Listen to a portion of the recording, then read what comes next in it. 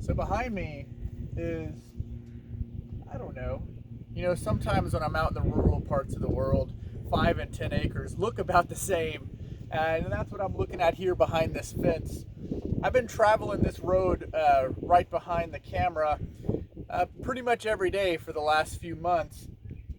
And this new barbed wire fence has just went up. Looks like they've done an excellent job. Now on the other side of this is just a beautiful pasture. And you can see it's surrounded by junipers and other native species. This is a beautiful property here in Greenville, Texas, which historically has been relatively good when it comes to cost per land.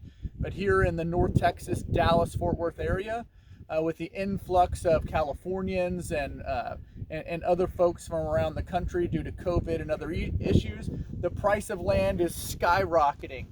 Now, the new homeowners or the new property owners of this property are doing something smart.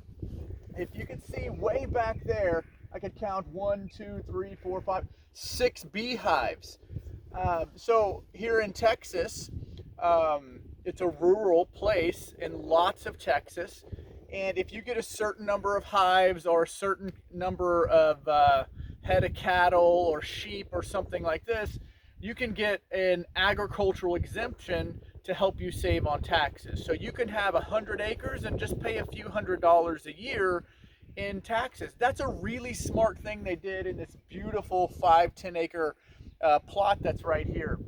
But so you have that to look forward to. But there's an obvious problem here that potentially these new property owners aren't seeing, and that's the reason for this video.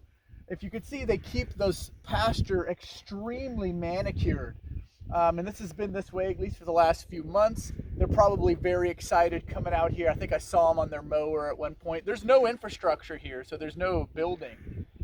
But the problem is this isn't actually helping what they're trying to do other than getting the agriculture exemption. And that may be just the point they're trying to do. However, as a permaculturist and somebody who wants to move out to the land and wants to homestead and who helps people who want to do that, this is an absolute thing you should not do.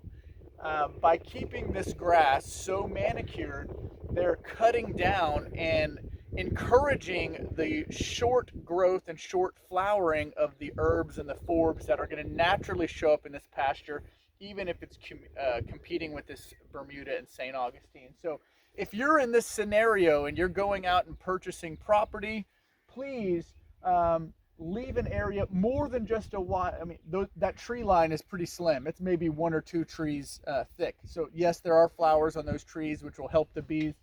But man, that whole acre around those beehives, absolutely leave it wild, or even till it in once and throw down wildflower seeds and cover crop like clover or anything to help the pollination.